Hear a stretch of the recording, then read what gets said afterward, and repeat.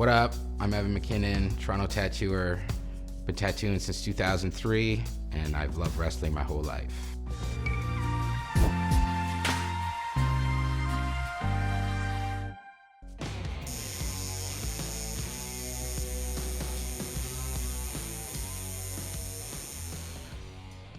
Stone Cold Steve Austin. Oh man. There's not enough good things I could say about Stone Cold Steve Austin. He's not heavily tattooed, but his tattoo is Texas with I'm pretty sure it's like a big Texas kind of bullhorn. It just represents everything Stone Cold Steve Austin is. He's from Texas. He's a Texas rattlesnake. You know, he's the toughest SOB, you know, beer drinking, stone cold stunning son of a bitch, right? It's his only tattoo, I think. He might have a couple other ones that aren't as noticeable, but I mean, he is a Texas rattlesnake and toughest son of a bitch in the squared circle, I think. Yeah, like I think it would be weird to see Stone Cold with a lot of tattoos. I mean, I think one of the best parts about Stone Cold is that he's just cut and dry, you know, like you know who he is just by looking at him. He doesn't need anything else to kind of enhance who he is. It says it all in those like stone cold, you know, piercing blue eyes of his. And just the whole, man, Stone Cold Steve Austin, there'll never be another Stone Cold ever, I don't think, right? Lita was a game changer of the Attitude Era. She just broke doors down for women in wrestling. Her tattoos are really well done, right? Like she has that shoulder piece of the three-eyed like demon face, and that alone just stood out. I remember seeing that when she first rolled along into the wrestling world or into the big stage of the WWE. I would call it a mix between like new school / neo-traditional before neo-traditional was actually like a style, I think. It was super cool to see a really well done tattoo and just an image that was like a demonic face or a monster face on a really attractive person. Anyone can get tattooed, and seeing that, and it's a really well done tattoo. Tattoos age over time. I'm pretty sure she's pretty heavily tattooed now, so she expanded on top of that. Yeah, I think it's a well done tattoo.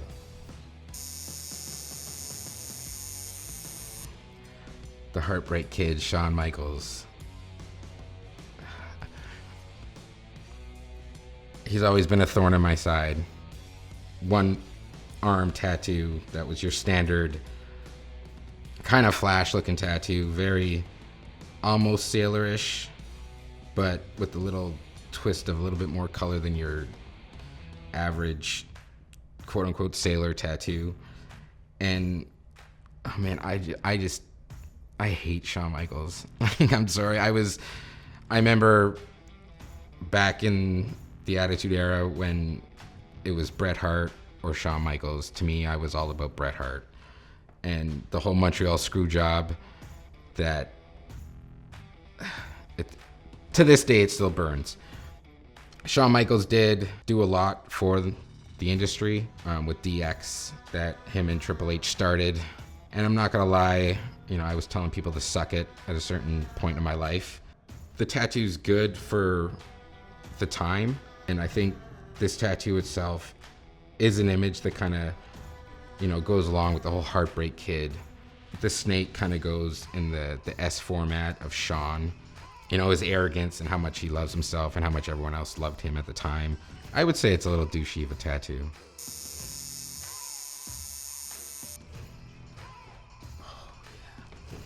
Oh, The Undertaker. The Undertaker is by far like one of the most influential, iconic wrestlers, living legend, in my opinion. And his tattoos, he's got some work done by some of the best like black and gray tattoo artists out there. I love doing black and gray myself. I know a lot of his work is done by Paul Booth, who specializes in the like demonic black and gray, last rites, devil shit. With his tattoos, they go hand in hand. He influenced a lot of like demonic monster black and gray art. I think the quality of his tattoos are really well done. The look of The Undertaker just screams who he is. I think his tattoos go hand in hand with his persona and who he is in and outside of the ring. Overall badass, the American badass. I was The Undertaker in grade 5 for Halloween, and then years later my band played a Halloween show and I was The Undertaker again. So The Undertaker is who I looked up to as a kid and still kind of like respect. Oh, I love The Undertaker.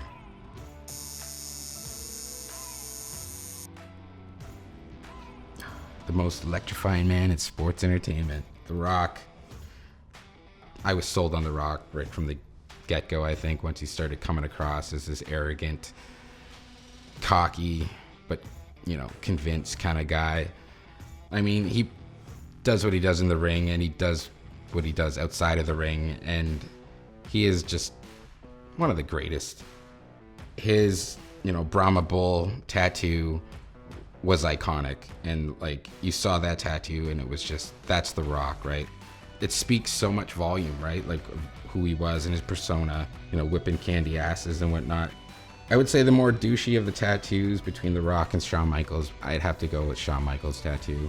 At least with The Rock, it's a pretty decent tattoo to begin with, and that just screams who The Rock was, right? Like the people's champ. I remember seeing him come out with a big Polynesian piece, and I'm pretty sure it was done by hand as well.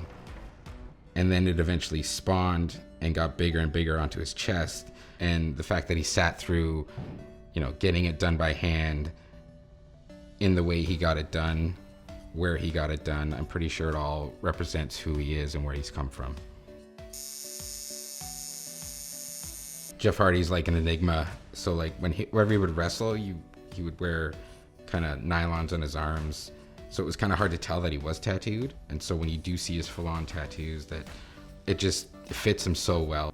Jeff Hardy was one of the first, I think, wrestlers to kind of bring his style and tattoos together. Very biomech, pretty much from his neck right down to his hand. And I also think he's got a dragon that coincides, or a snake that kind of takes over his whole back part of his ribs. On this left side of his neck, you know, this face kind of ripping out of the skin, and the whole ripping of the skin thing. It was a huge, huge style of tattoo where everyone wants their skin to be ripped, but it just looks so kind of cheesy sometimes. If it's done right, anything can look good, but I still think it's kind of cheese. His tattoos remind me of like kind of like a tree from the roots up. They tell a story of who he is and where he's come from. I've seen some of his paintings, and he's an artist inside and outside the ring.